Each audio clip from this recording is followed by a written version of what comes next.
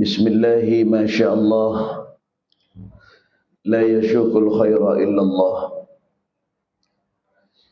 Bismillahi masyaallah, la yasrif su'a illallah. Bismillahi masyaallah, ma kana min ni'matin faminallah. Bismillahi masyaallah, la hawla wa la quwwata illa billahil aliyyil azim. Subhanaka la ilma lana illa ma 'allamtana innaka antal alimul hakim. Rabbi shrah li sadri wa yassir li amri wahlul 'uqdatan min lisani yafqahu qawli. La hawla wa la quwwata illa billahil aliyyil azim. Rabbi zidna ilman warzuqna fahman waj'alna min ibadikas salihin al-mukhlisin. Allahumma inna na'udzubika min ilmin la yanfa' wa min qalbin la yaghsha wa min nafsin la tasba' wa min du'ain la yusma' wa na'udzubika min ha'ula'il arba'. Hadirin wal hadirat, jamaah salat subuh Masjid At-Taqwa yang selalu dirahmati dan dimuliakan oleh Allah Subhanahu wa taala. Wabil khusus yang dipertuankan yang mulia para imam Masjid Jami At-Taqwa dan juga ketua daripada Masjid At-Taqwa Tuan Haji Kamal beserta kepengurusan, para muazzin, muraqi dan semua orang-orang mulia, para orang-orang tua yang hadir pada kesempatan subuh yang penuh barakah ini. Assalamualaikum warahmatullahi wabarakatuh. Alhamdulillah, subuh yang penuh berkah. Allah Subhanahu wa taala telah memberikan rahmat kasih sayangnya untuk kita sehingga Allah membangunkan kita.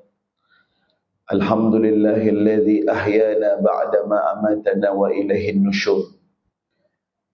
Segala puja-puji bagi Allah yang telah menghidupkan kita kembali setelah kita beristirahat sejenak, memejamkan mata dalam beberapa saat, dan Allah giring kita untuk tidak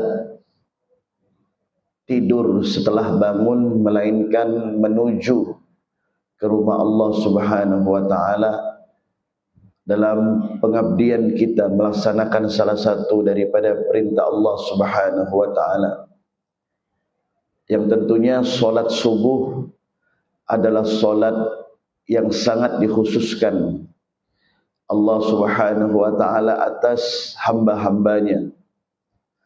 Wa aqimis shalah liduluqis syamsi ila ghasaqil lail wa qur'anal fajr inna qur'anal fajri kana mashhuda. Dan dirikanlah, laksanakanlah solat dari mulai terbitnya matahari sampai tenggelamnya matahari, dan laksanakanlah solat subuh, karena solat subuh disaksikan oleh para malaikat-malaikat Allah Subhanahu wa taala. Anugerah yang sangat luar biasa.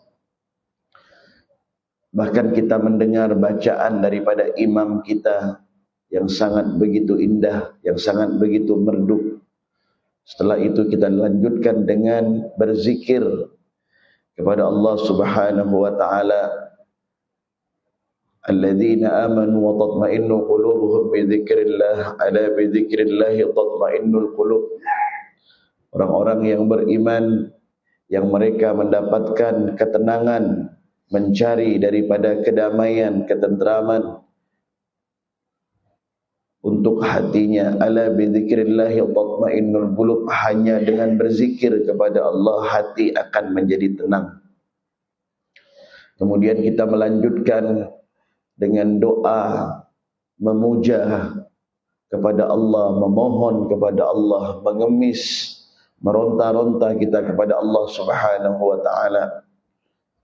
Wad'ullaha wa antum muqinun bil ijabah, dan berdoalah kepada Allah dan harus kita yakin bahwa doa kita pasti dikabulkan oleh Allah Subhanahu wa taala. Wal hasanatu bi asyri amsalha, atau kama qala Rasulullah.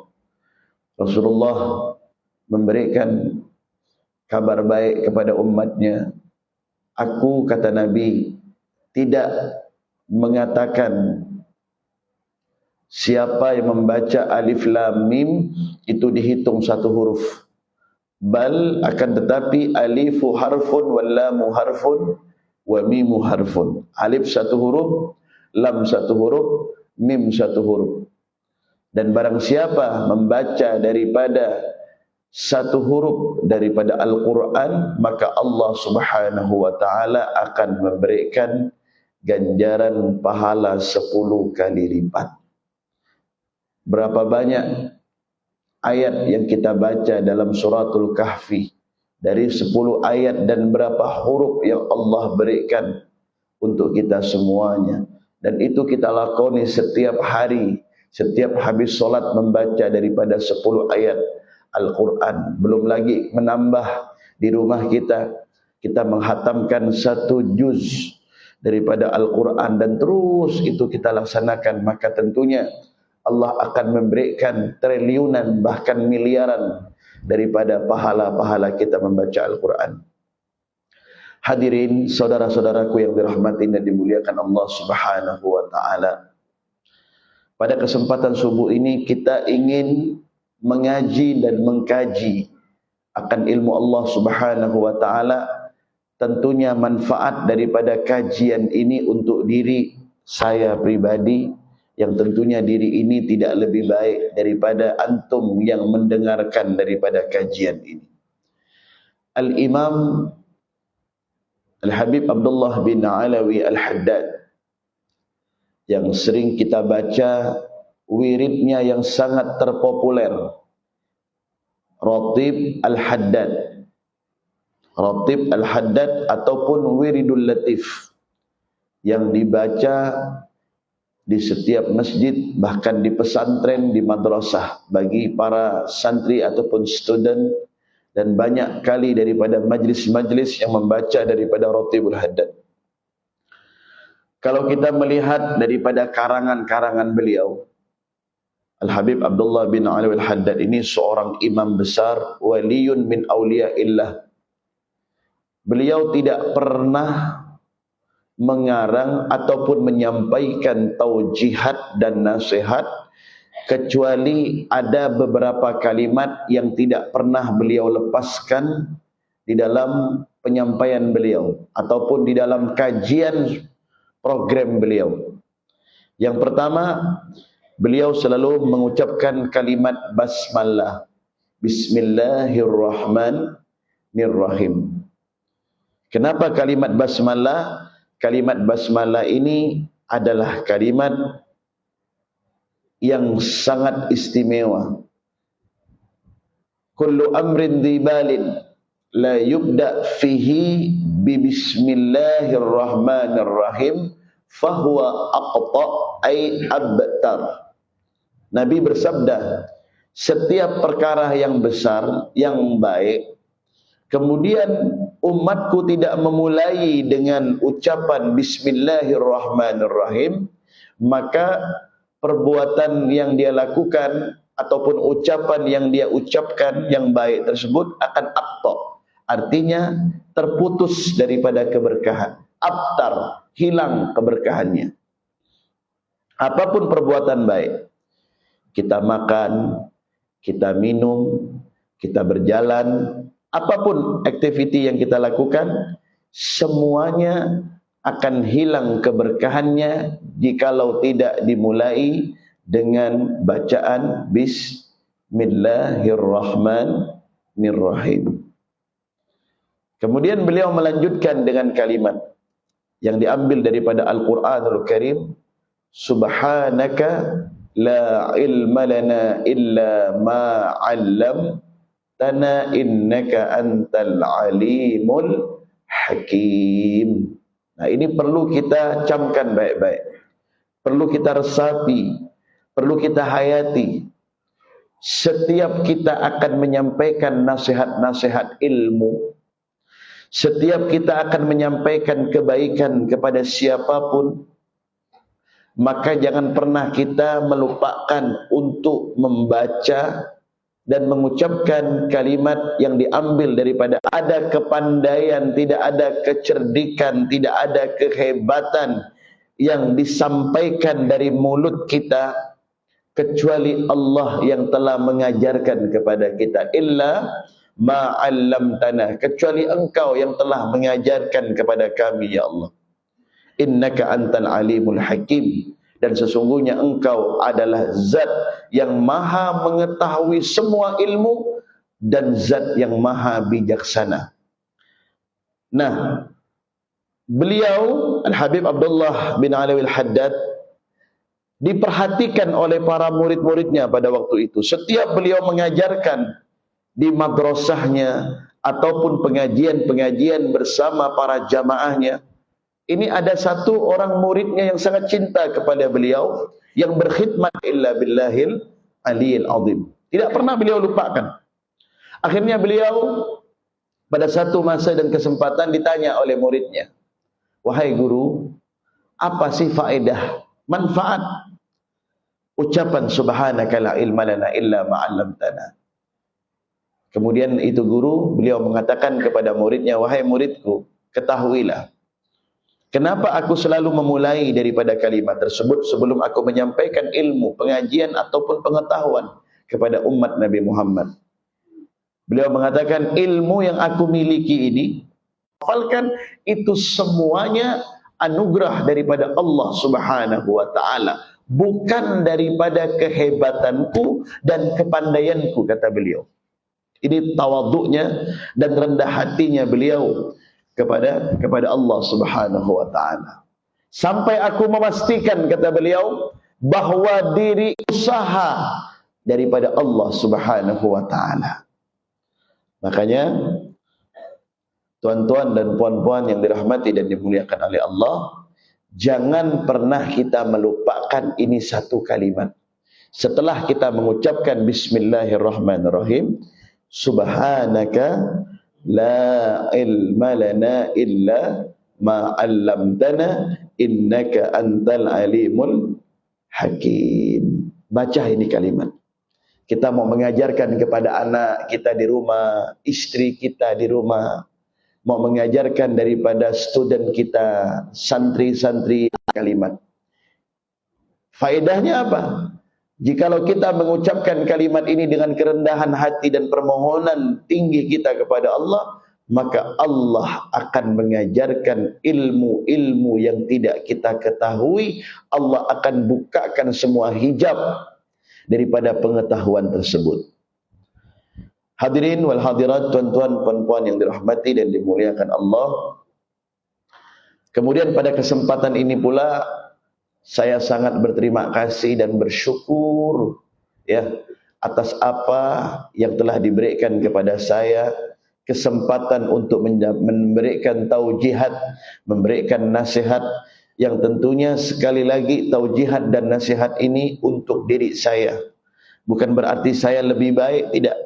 Hanya kita mendapatkan amanah. Kita semua ini mendapatkan amanah daripada Allah. Apa amanahnya? Wa tawassaw bil haqq wa tawassaw bis sabr. Salinglah memberikan nasihat, ya, salinglah memberikan nasihat dan selalulah mendengarkan nasihat daripada nasihat kebaikan dan nasihat-nasihat untuk kesabaran.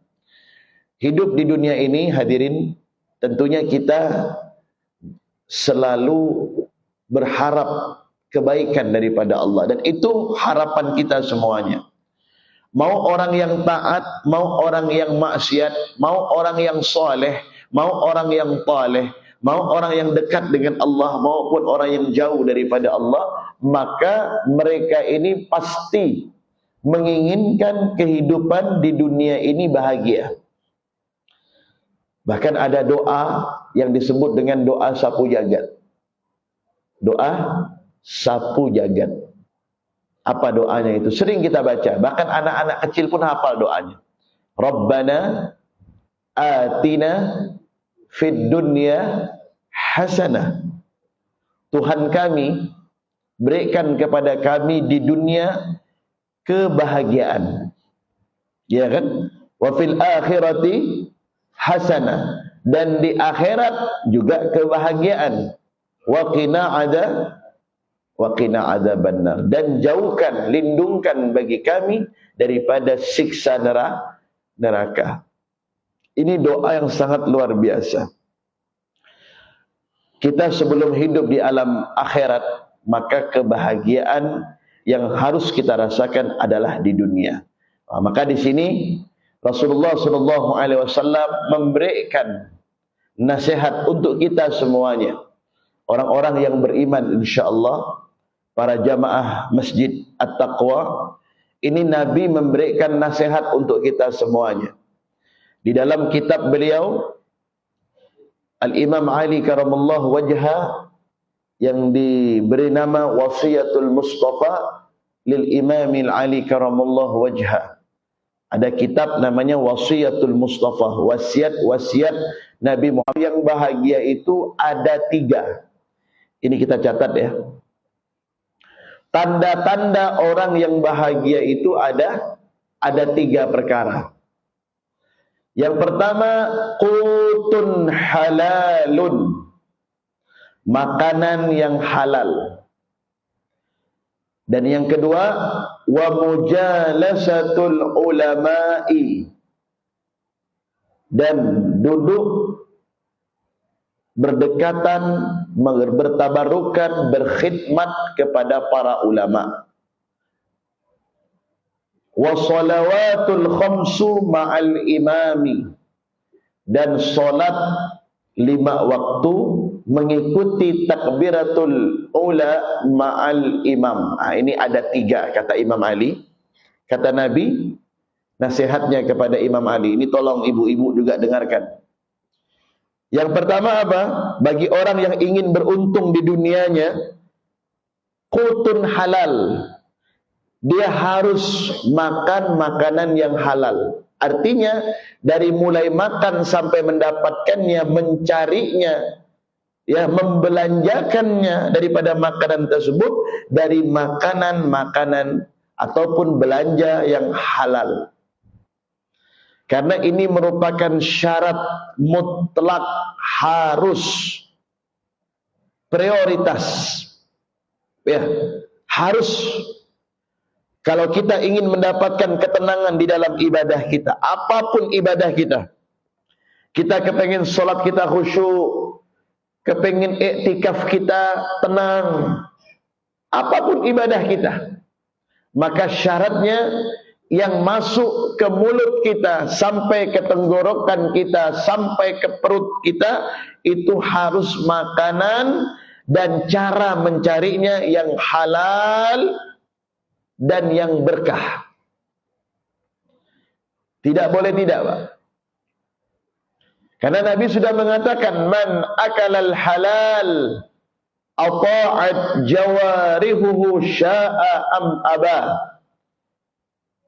Siapapun umatku yang makan makanan yang halal, maka anggota jasmaninya akan taat dan tunduk patuh kepada Allah. Anggota jasmaninya mudah untuk melakukan ibadah, tidak berat untuk melakukan ibadah, ringan langkah kakinya menuju ke rumah Allah, ringan langkah kakinya untuk melaksanakan ibadah-ibadah kepada Allah. Semua kebaikan dia lakukan. Kenapa? Karena sumber yang masuk dari mulutnya sampai ke tenggorokannya, sampai ke perutnya, menjadi darah daging bagi badan dan tubuhnya adalah makanan yang halal. Kita ini umat Nabi Muhammad yang biasa-biasa saja, Pak. Ya, kita ada dosa, kita ada silap, bahkan kita ada kekurangan yang biasa-biasa saja. Lantas bagaimana Nabi dan para anbiya, mereka beliau-beliau itu mendapatkan nasihat daripada Allah. Apa nasihat Allah kepada kita, kepada mereka? Ya ayyuhar rusulu, wahai para utusanku, kulu min thayyibati wa'malus shalihat. Para nabi dan para rasul itu dari sekian ribu, 124 ribu utusan Allah itu, mereka mendapatkan pesan daripada Allah. Apa pesan Allah? Kulu, makanlah min thayyibat, dari sesuatu yang baik, sesuatu yang bersih.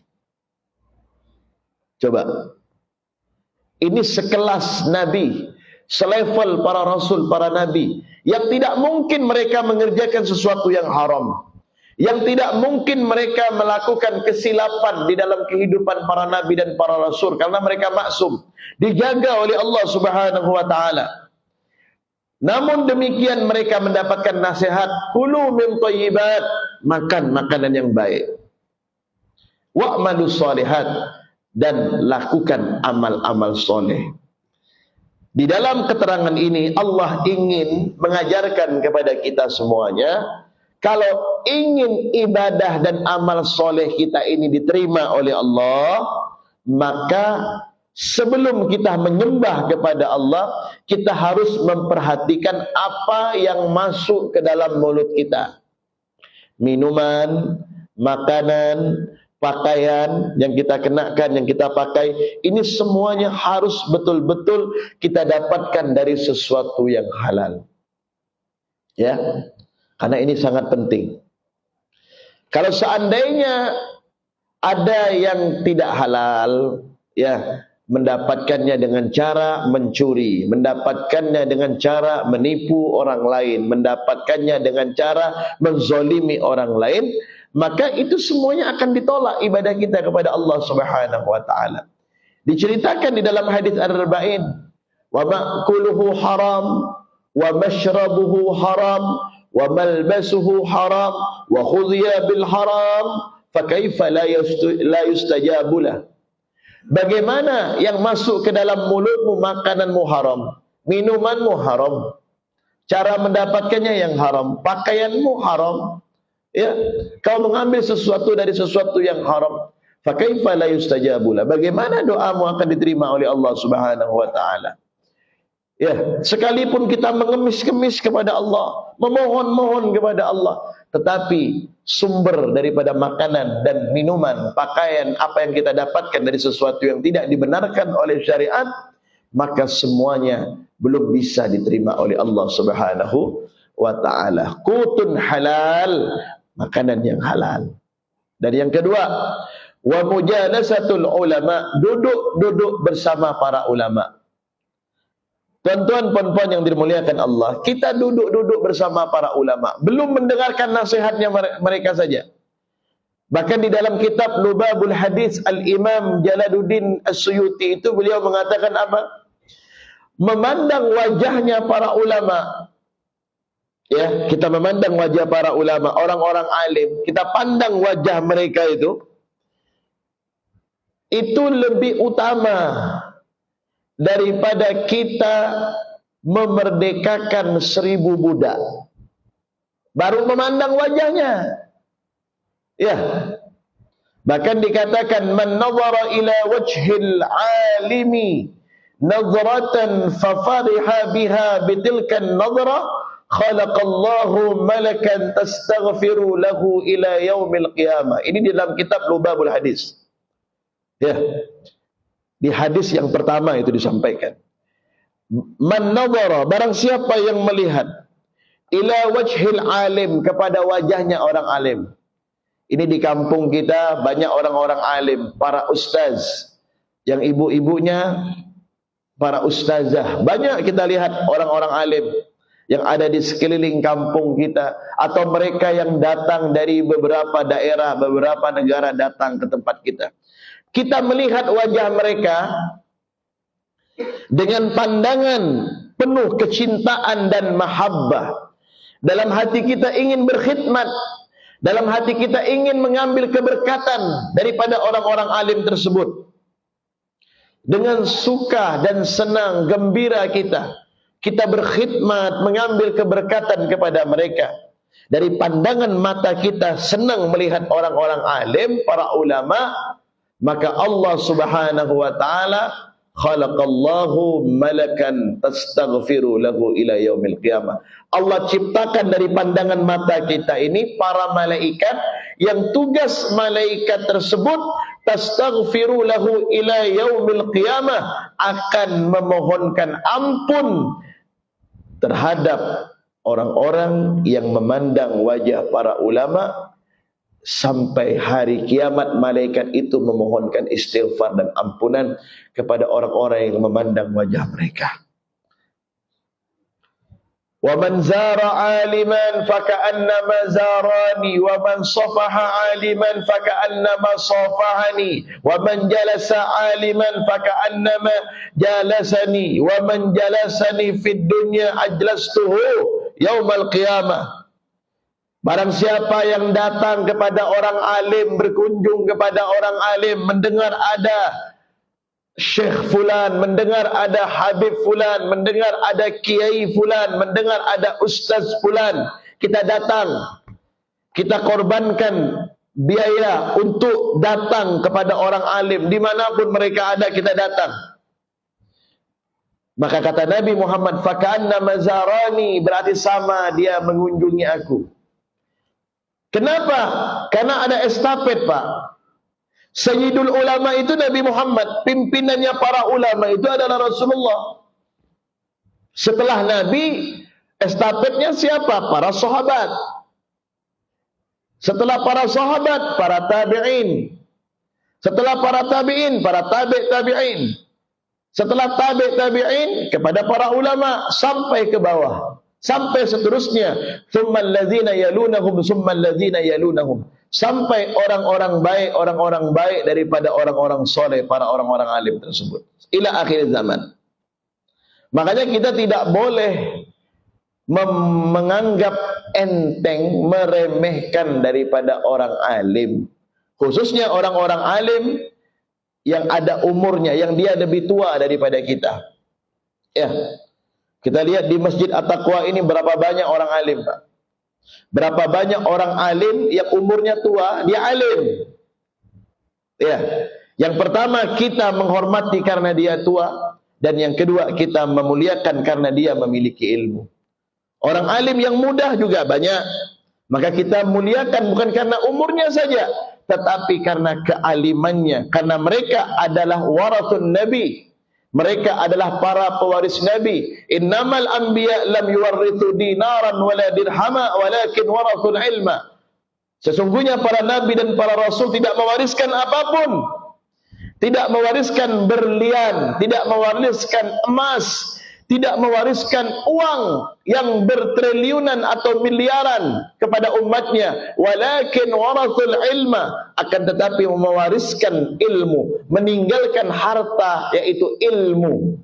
Dan ilmu itu dititipkan kepada para ulama-ulama yang ada di sekeliling kampung kita ataupun di wilayah daerah kita.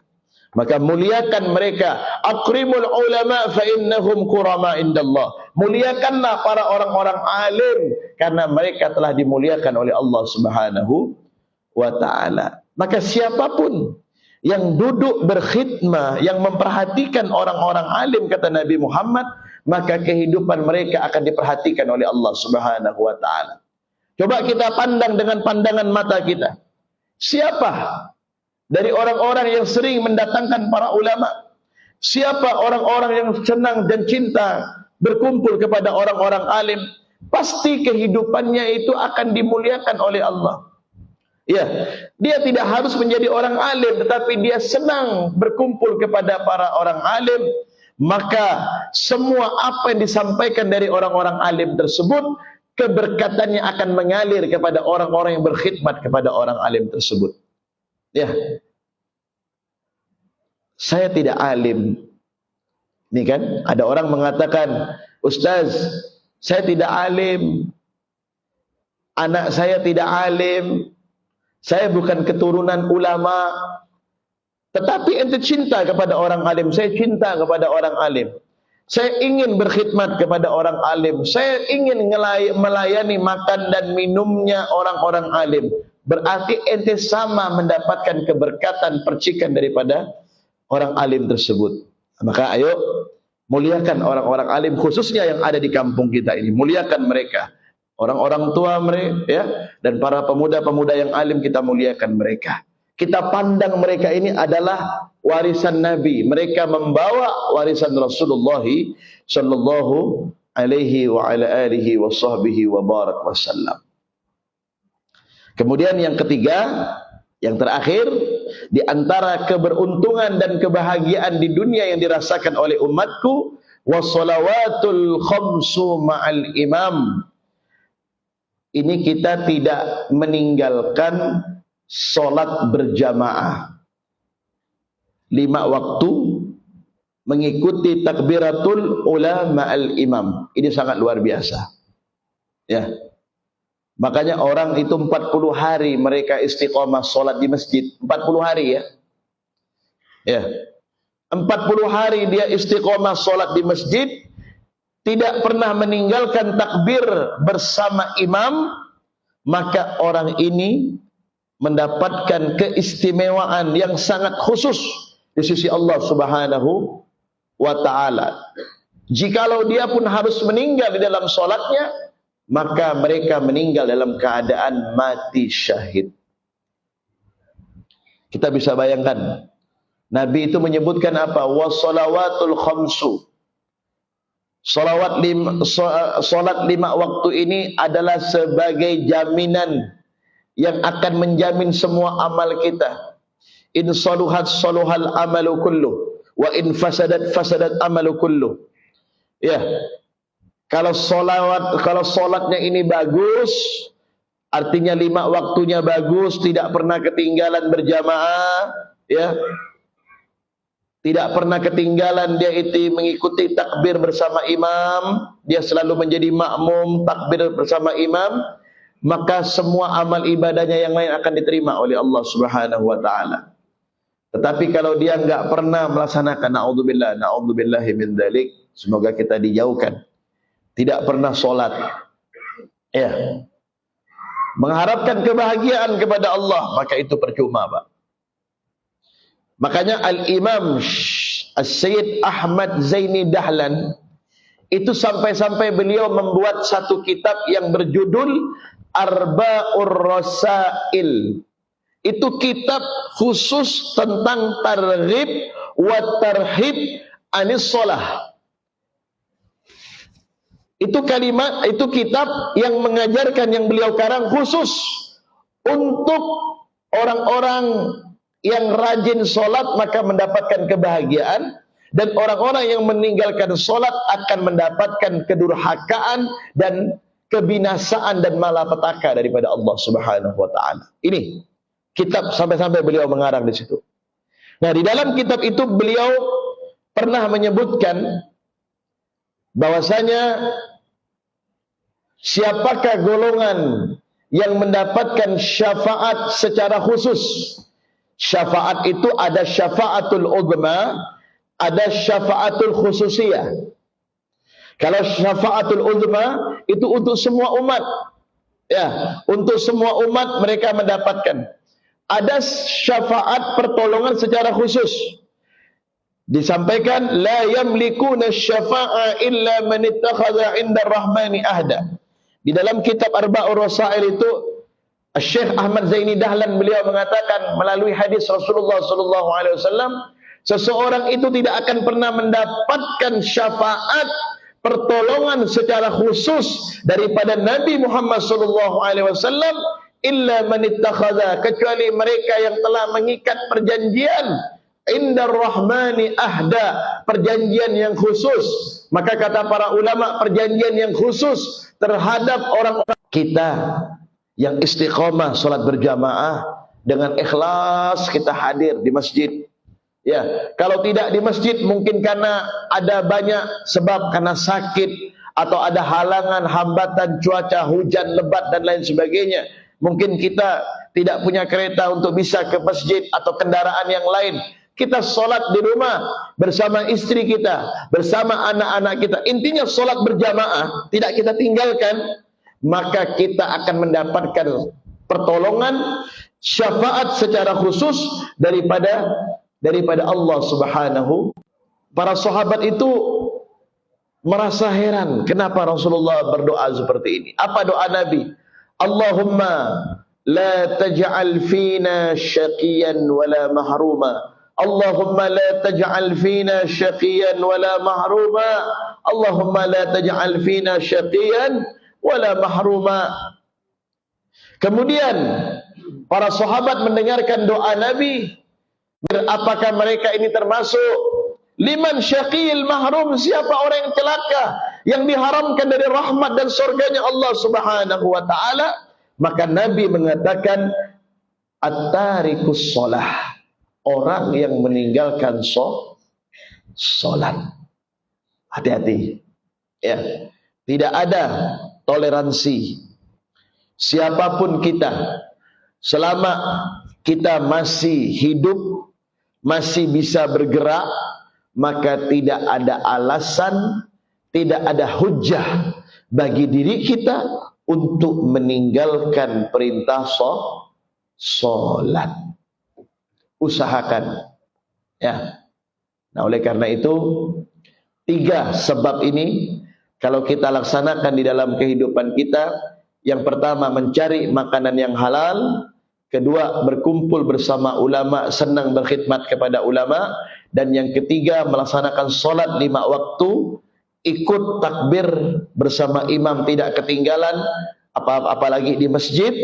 Maka insya Allah kita termasuk orang yang beruntung, orang yang sukses dunia dan akhiratnya. Amin ya rabbal alamin. Mudah-mudahan yang sedikit ini saya sampaikan insya Allah bermanfaat bagi kita semuanya, dan mudah-mudahan Allah Subhanahu wa ta'ala memberikan keberkatan umur khususnya untuk semua pengurus Masjid At-Taqwa, daripada ketua masjidnya, para imamnya, para muraqi, para muadzin, bilalnya, semuanya mereka mendapatkan keberkatan umur, sehat walafiat, diberikan kelancaran di dalam urusan rizkinya, diberikan kemudahan dalam urusan-urusan dunianya.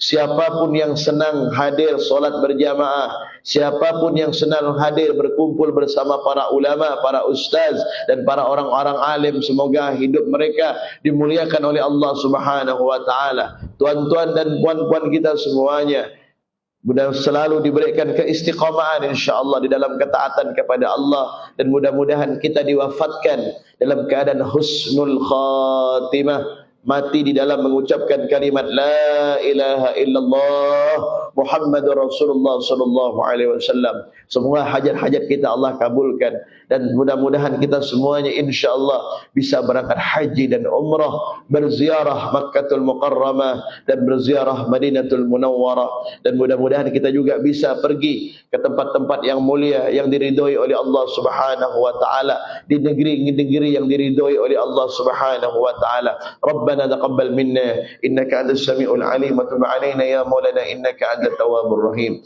waghfir lana warhamna innaka antal ghafurur rahim. Dan juga kita doakan setiap pahala pengajian kita pada pagi hari ini kita hadiahkan untuk saudara-saudari kita yang berada di Palestina. Semoga mereka Allah selamatkan, Allah jaga, Allah berikan kesabaran.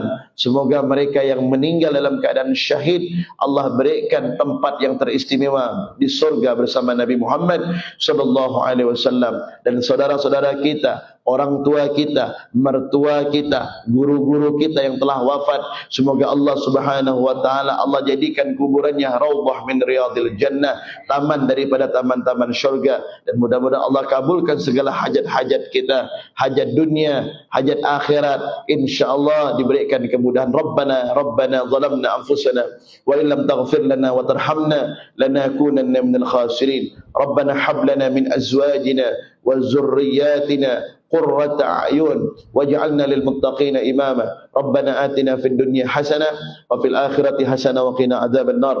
Wa sallallahu ala sayyidina Muhammadin wa ala alihi wa sahbihi wa sallam. Walhamdulillahi rabbil alamin. Bisirril Fatihah. Bismillahirrahmanirrahim. Alhamdulillahi rabbil alamin.